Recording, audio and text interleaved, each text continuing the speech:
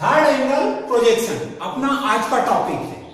हम class 10th तक coordinate system पढ़ चुके हैं।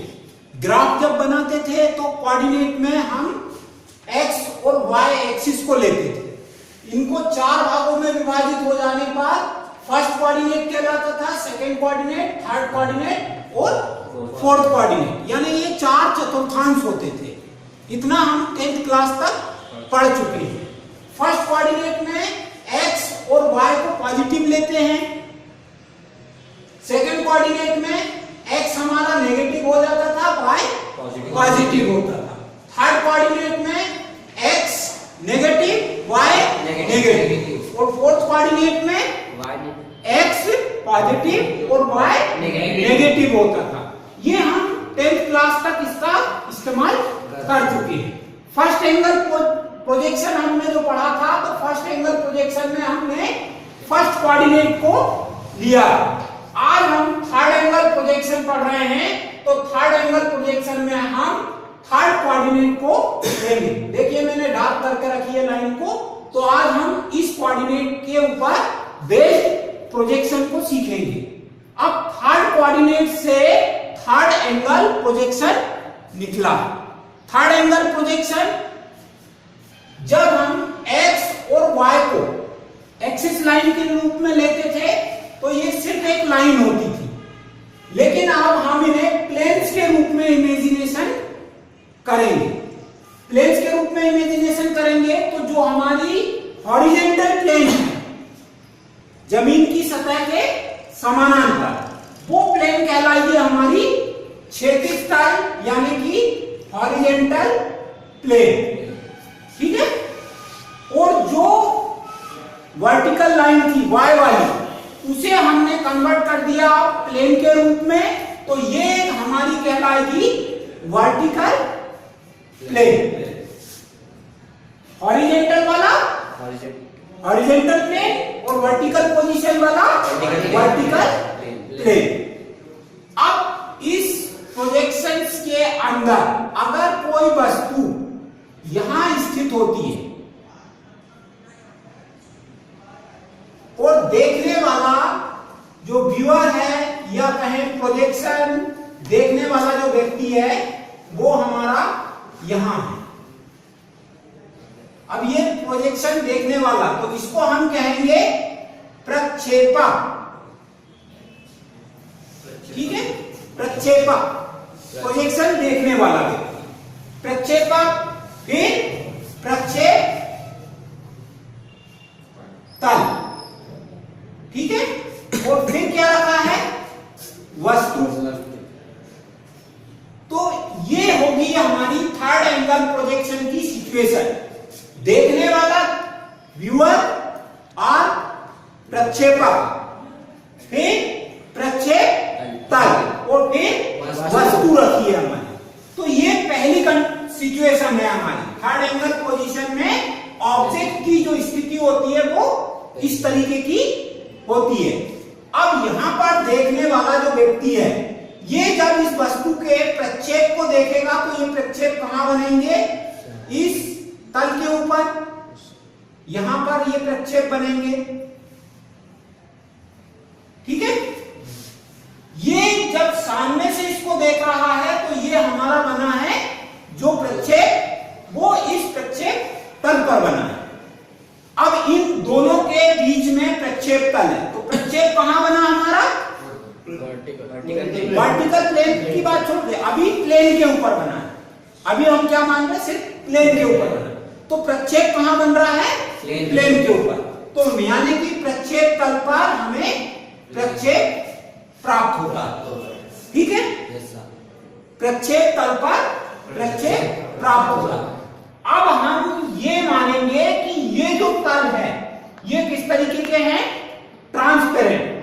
फर्स्ट एंगल पोजीशन में हमने इन्हें ट्रांसपेरेंट नहीं माना था, सॉलिड माना था। इनके आर पार हम नहीं देख पा रहे थे, क्योंकि वहां पर स्थिति प्रक्षेपक, वस्तु, देन प्लेन, ये स्थिति थी। लेकिन यहां पर स्थिति बदली है। आप देखने वाले और वस्तु के बीच में अब तल आ गया। जब तल बीच में होता है तो हम उसे ट्रांसपेरेंट मानेंगे। ठीक है, अब इसका प्रोक्षेप यहां बना। इसी तरीके से अगर देखने वाला ऊपर होता तो यहां से अगर वस्तु को देखा जा रहा है, ठीक है,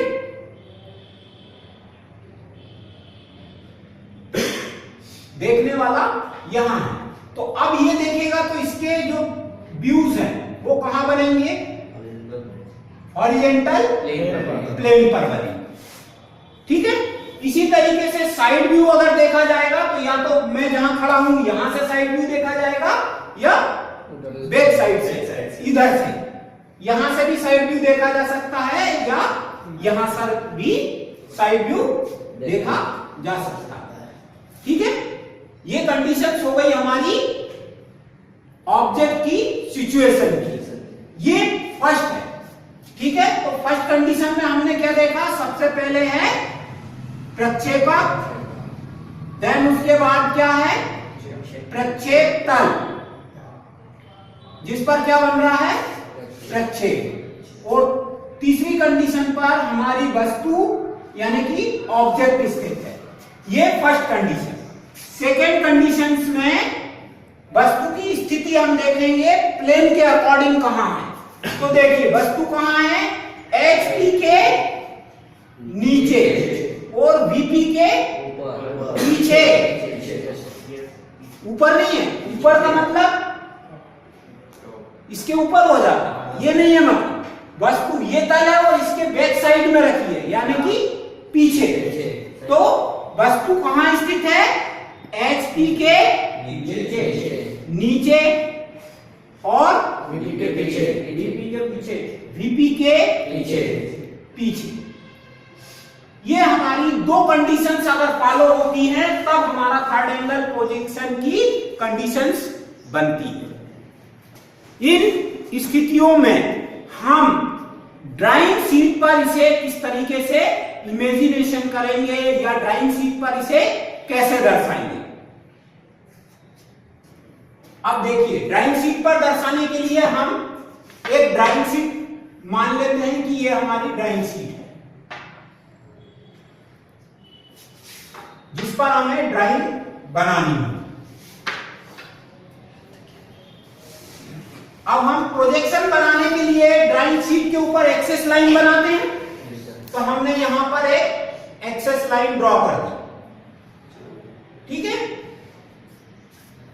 अब इस एक्सेस लाइन के ऊपर की तरफ ये वाला vertical horizontal plane, axis line के ऊपर हॉरिजॉन्टल प्लेन, क्योंकि हम प्लेन को क्लॉकवाइज डायरेक्शन में घूमता हुआ मानते हैं और वर्टिकल प्लेन अपनी स्थिति पर ही रहेगा, वो रोटेट नहीं माना जाता। हम हॉरिजॉन्टल प्लेन को रोटेट मानते हैं और कैसा? क्लॉकवाइज डायरेक्शन में। तो ये प्लेन हमारा क्लॉकवाइज डायरेक्शन में ऐसे ऊपर हो जाएगा। तो ये जो हमारा क्रॉस वाला पॉइंट है ये हमारी क्या होगी? Axis line. ठीक है, ये एक्सेस लाइन हमने बना के रखी है। अब इस एक्सेस लाइन के ऊपर जब ये प्लेन ऐसे रोटेट हो गया तो एक्सेस लाइन के ऊपर कौन सा प्लेन गया? हमारा हॉरिजॉन्टल प्लेन। और एक्सेस लाइन के नीचे हम क्या लेंगे? Vertical plane. ठीक है, अब ये हो गई हमारी स्थिति हॉरिजॉन्टल प्लेन और वर्टिकल प्लेन। लेकिन हमें साइड व्यू की भी आवश्यकता पड़ती है, तो साइड व्यू के लिए हमें साइड वर्टिकल प्लेन की भी जरूरत पड़ेगी। अब साइड वर्टिकल प्लेन के लिए हम स्थिति को समझते हैं। यहां पर हमने एक और वर्टिकल एक्सेस लाइन ड्रॉ कर दी। ठीक है, अब हम इसको कोऑर्डिनेट की स्थिति देखिए। अब हमारा ऑब्जेक्ट यहां पर रखा है, ठीक है, इस स्थिति में, तो ये हुआ हमारा हॉरिजॉन्टल प्लेन और ये वाला हुआ वर्टिकल प्लेन। हमने कहा था कि हॉरिजॉन्टल प्लेन अपनी जगह से रोटेट होगा क्लॉकवाइज डायरेक्शन में और हॉरिजॉन्टल प्लेन अपनी जगह पर, वो वर्टिकल प्लेन अपनी जगह पर रहेगा। तो वर्टिकल प्लेन तो अपनी जगह पर है, हॉरिजॉन्टल प्लेन को हम रोटेट कर दें तो देखिए कहां गया? एक्सेस लाइन के ऊपर। ठीक है, अब यहां पर देखिए कि अगर इधर से साइड व्यू देखा जा रहा है तो ये हमारा साइड वर्टिकल प्लेन हुआ। अब साइड वर्टिकल प्लेन को हम खोल रहे हैं, तो जिस डायरेक्शन से देखा गया उसी डायरेक्शन में ये प्लेन खुलता है। ठीक है, अभी किधर से देखा गया था? राइट हैंड की तरफ से। राइट हैंड की तरफ से देखा गया तो राइट हैंड की तरफ प्लेन खुलेगा। ऐसे ही अगर लेफ्ट हैंड की तरफ से देखा जाएगा तो प्लेन एक लेफ्ट हैंड की तरफ खुलेगा। तो तीसरी कंडीशन हमारी जो ड्राइंग शीट के ऊपर मेजर करेंगे हम या ड्राइंग शीट के ऊपर बनाएंगे तो वो क्या कहलाएगी कि थर्ड एंगल प्रोजेक्शन में लेफ्ट का वर्टिकल प्लेन किस डायरेक्शन में रहेगा? Left vertical plane. और इस तरफ में राइट वर्टिकल प्लेन। लाइन के ऊपर हॉरिजॉन्टल प्लेन और लाइन के नीचे वर्टिकल प्लेन। ठीक है, अब हमने व्यूज बनाने सीखे थे कि एक्सेस लाइन के ऊपर एचपी अगर है तो एचपी में हमेशा क्या बनता है? देखिए तीसरी कंडीशन, वर्टिकल प्लेन पर क्या बनता है? Front view. हॉरिजॉन्टल प्लेन पर क्या बनता है? Top view. हॉरिजॉन्टल प्लेन पर टॉप व्यू। और left side vertical plane, left side vertical plane तो इस पर लेफ्ट साइड व्यू बनेगा, क्योंकि थर्ड एंगल प्रोजेक्शन में क्या हो रहा है? जिधर का साइड व्यू उसी डायरेक्शन में जा रहा है। और राइट साइड वर्टिकल प्लेन पर कौन सा व्यू बनेगा? राइट साइड वर्टिकल प्लेन पर राइट साइड व्यू बनेगा। तो यहां पर हमारा राइट साइड व्यू बनेगा, यहां पर लेफ्ट साइड व्यू बनेगा। ठीक है, और ये जो एचपी और बीपी की कंडीशंस है, जैसे थर्ड एंगल में हम कर रहे हैं वैसे ही फर्स्ट एंगल में थी कि हॉरिजॉन्टल प्लेन पर टॉप व्यू बनता है, ठीक है, और वर्टिकल प्लेन पर फ्रंट व्यू बनता है। इसी तरीके से यहां पर ये कहलाएगा हमारा टॉप व्यू और ये व्यू कहलाएगा हमारा फ्रंट व्यू। अगर हमें इन तीन व्यू की आवश्यकता पड़ेगी, टॉप व्यू, फ्रंट व्यू और लेफ्ट साइड व्यू की, तो हम ये फर्स्ट कंडीशन को अप्लाई करेंगे। और अगर हमें राइट साइड व्यू की आवश्यकता हुई तो टॉप व्यू ऊपर, फ्रंट व्यू नीचे और साइड व्यू एक्सेस लाइन के राइट साइड। तो ये हमारी दूसरी कंडीशन है। अगर हमें राइट साइड व्यू चाहिए तो हम ये वाला बनाएंगे, और अगर हमें लेफ्ट साइड व्यू चाहिए तो हम ये वाला। क्लियर है? अब हम किसी ऑब्जेक्ट को देखने की दिशाओं के अनुसार देखते हैं कि ये किधर का व्यू किधर है। ठीक है, देखिए एक ऑब्जेक्ट बनाते हैं हम यहां पर।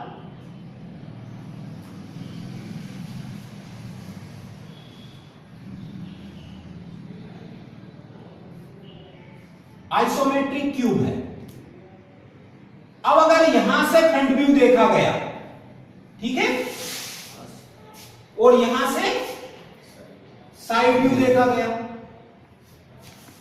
तो साइड व्यू किस डायरेक्शन का है? लेफ्ट का। तो हम कौन सी कंडीशन इस्तेमाल करेंगे? लेफ्ट वाला। ठीक है, और अगर इसकी कंडीशंस में बदल दे रहा हूं, अब फ्रंट व्यू इस डायरेक्शन से और साइड व्यू इस डायरेक्शन, राइट साइड, तब ये साइड व्यू किस डायरेक्शन का है? राइट का है। तो दूसरी वाली कंडीशन इस्तेमाल करेंगे। समझ गए? और कोई दिक्कत है? कोई कंफ्यूजन?